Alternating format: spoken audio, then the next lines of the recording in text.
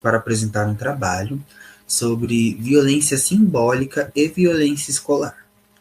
Bom, antes de falarmos sobre esses dois tipos de violência, vamos especificar primeiramente o que é violência, né? Bom, a violência ela é definida pelo uso intencional da força em um ato físico ou até mesmo de forma que venha como uma ameaça ou alguma coisa do gênero que envolva também um poder sobre uma outra pessoa de uma forma que não é desejado, né? Tanto em uma outra pessoa quanto a si mesmo, ou até mesmo contra uma comunidade ou um grupo de pessoas. Agora vamos falar um pouco sobre cada uma dessas duas violências. Bom, com o decorrer do trabalho, vocês vão perceber que a violência simbólica e a escolar elas vão estar interligadas e a gente vai falar um pouquinho sobre cada uma. Para o Pierre Bourdieu, os seres humanos eles possuem 4 tipos de capitais: o capital econômico, o social, o cultural e o simbólico. E por meio do capital simbólico, a gente tem as diferenças de poder, e essas diferenças elas são definidas socialmente, ou seja, padrões de beleza, padrões econômicos, esses tipos de padrão. E para ele, essa violência ela era separada em quem cometia e quem era vítima. Mas, mas tem uma diferença aí, porque nesse tipo de violência, normalmente as pessoas não sabem que estão praticando e nem sabem que estão sendo vítimas. Porque ela tem uma característica de ser uma violência devagar, que não dá as caras logo, sabe? Mais reprimida, não é aquela violência como a física que você vê logo como que funciona, ela é mais reservada. Bom, quanto ao escolar, temos aqui.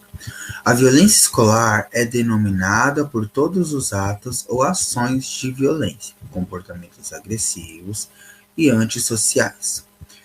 Bom, aqui nós podemos perceber que os atos de violência eles não se envolvem exatamente apenas com o físico. Aqui também temos o verbal, às vezes com comportamentos agressivos de forma verbal ou até mesmo de forma física, causando danos às coisas em volta, como o patrimônio escolar, às vezes as atitudes feitas pelas pessoas que cometem esse tipo de violência são atos criminosos, às vezes eles são marginalizações e até mesmo discriminações, né?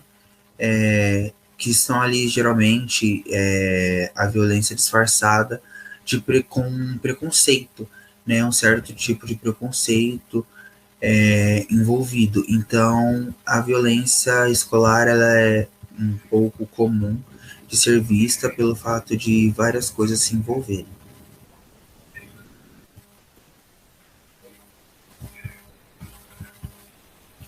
A gente tem também aqui os agravantes e a simbólica ela vai muito além de às vezes um padrão de roupa, um padrão de jeito. E ela tem um alcance muito grande dentro das redes sociais, né, os meios de comunicação. E é por ele que ela consegue ter uma escala gigante, sabe? Dali ela vai para o mundo todo. E esse tipo de violência, normalmente ela é propagada pelas camadas dominantes, ou seja, aquela pessoa que tem um poder maior e, consequentemente, são pessoas com poder aquisitivo, econômico muito maior. E aí acaba que se cria uma ordem social. E as pessoas de camadas minoritárias acabam sendo colocadas a seguir aquilo. E quando não seguem, são exclusas, sabe? Excluídas da sociedade. Aqui nesse desenho aqui embaixo, a gente pode perceber que o pai ele tem um poder maior ali sobre as crianças, então ele faz um tipo de violência simbólica e o menino segue aquilo, e depois o menininho passa para a irmã menor, e a irmã menor passa para o gatinho, ou seja, é uma violência simbólica que muitas vezes os 4 ali não sabem que estão sendo influenciados por ela, mas acaba que acontece e aí a camada dominante tem um poder muito maior sobre a camada minoritária. Então, isso é um tipo de agravante dessa violência. Bom, quanto à violência escolar, temos como exemplo drogas, tanto lícitas quanto ilícitas, consumidas pelas pessoas que violentam, né? De certa maneira, aquilo vai alterar, né, as coisas do seu corpo de uma forma que vai fazer com que às vezes você fique mais agressivo, às vezes você aceite um certo tipo de violência. Aquela violência pode se tornar algo mais grave no sentido de acontecer algum acidente com base naquela violência. Às vezes a violência começa de uma forma verbal e pelo fato das pessoas estarem alteradas, ela parte para uma física e traz consequências completamente enormes, entendeu? Tornando a fragilidade da situação mais ali aparente, entende? E com base nisso, gera várias consequências, né? Conforme uma simples bebida. Até porque nos dias de hoje, em alguns lugares, nós podemos ver bares que traz fácil acesso, né? De certa maneira, a bebidas alcoólicas ou alguns outros tipos de drogas ilícitas aos menores, né? Então, eles tendo acesso a isso, isso pode influenciar muito como um dos agravantes, né, na violência escolar. A gente tem também as questões raciais. Na violência simbólica, questão racial, ela está muito ligada aos estereótipos e que são relacionados aos negros, né? Um dos exemplos é a figura do homem negro, está sempre ligada à preguiça. E, na real, isso não tem que ser uma realidade, não é uma realidade, porque a preguiça pode estar relacionada a uma pessoa qualquer, a um homem branco, um homem, uma mulher, enfim. Mas ela está sempre ligada ao homem negro. Então, isso é um tipo de violência simbólica, que está ligada a um símbolo.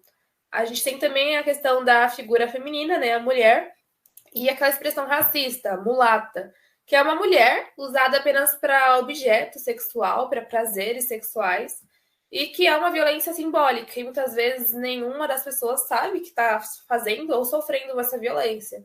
E é importante a gente lembrar que se combate o racismo, se combate a violência simbólica, começando pela linguagem, o modo que você fala, o modo que você se coloca diante das situações, já é um começo para mudar, sabe? Para sair desse ciclo dessa violência simbólica e também do racismo. Bom, aqui nós temos uma frase, né? Infelizmente, é recorrente nas memórias dos negros adultos o professor que fala para deixar para lá uma fala racista, diz a pedagoga Clélia Rosa, mestre em educação pela Unicamp. Bom, gente, nos dias de hoje, de certa maneira, o racismo se tornou algo muito banal, né?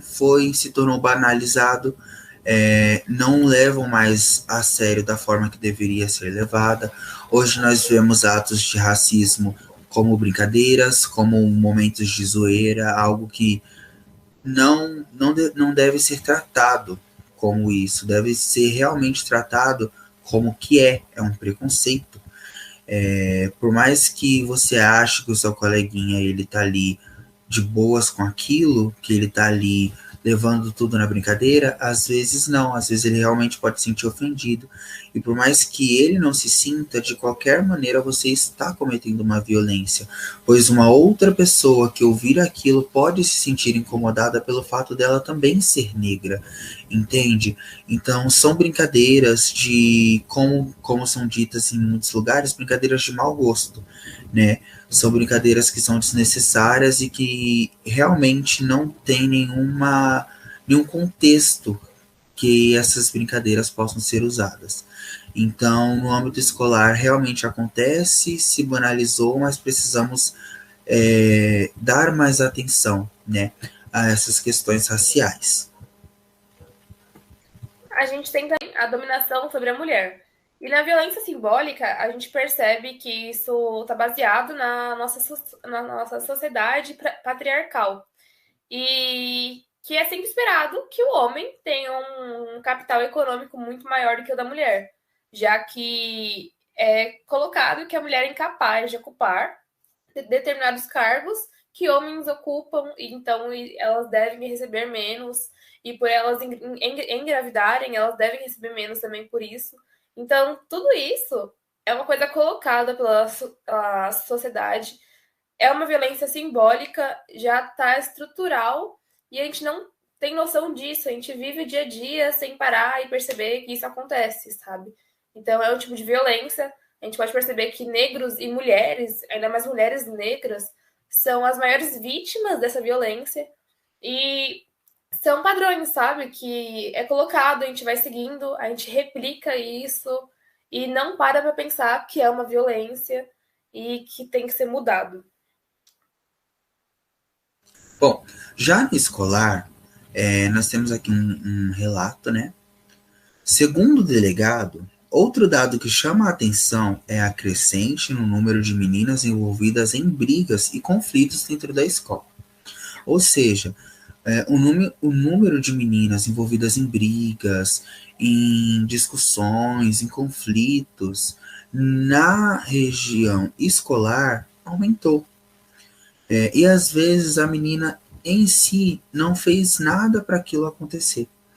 Às vezes, simplesmente o menino se acha dono daquela menina e ele acha que ela tem que estar ali para fazer o que ele quer, o que ele gosta, quando ele quer, quando ele deseja que aconteça. E não é bem assim. Às vezes os meninos brigam entre si por achar que aquela menina pertence a um deles e querem demonstrar isso de uma forma de certa maneira com uma força física, né, mostrando quem pode mais que o outro. E às vezes eles nem querem saber do que ela acha, o que é importante para ela, tratam ela como se ela fosse simplesmente um objeto a ser possuído de certa maneira, dominado por outra pessoa. Então, pelo fato deles acharem que tem esse domínio sobre a mulher, isso aumentou, né? O envolvimento delas, conforme eles foram achando que eles poderiam de alguma maneira dominá-las. Bom, a gente não achou um dado específico da violência simbólica, mas como a gente disse, né, a gente comentou, deu para perceber durante toda a apresentação, a simbólica e a escolar, elas estão juntas, fazem parte uma da outra. E aí a gente trouxe esse dado de 2019, que ele retrata a violência dos estudantes com os professores e dos professores com os, tipo, o que o professor sofre e o que o estudante sofre, uma porcentagem ali por ano. Então, em 2014, os estudantes teve 28% de violência dentro da escola ali com eles. Já os professores teve 44%, que é o dobro, né? E aí, em 2017, os estudantes tiveram 39%, já os professores 51%. Já teve uma crescente aí. Em 2019, quando teve esse dado, né, foi feito esse gráfico, os estudantes estavam com 48, já os professores com 54. Então você percebe que durante os anos, né, vão passando, essa porcentagem vai cada vez aumentando. Então é uma realidade que a gente sofre no dia a dia. A gente não para pensar, refletir se a gente é causador ou é vítima, o porquê acontece, como parar isso. Então, é um dado muito importante da gente estar vendo, refletindo e pensando sobre. E é isso.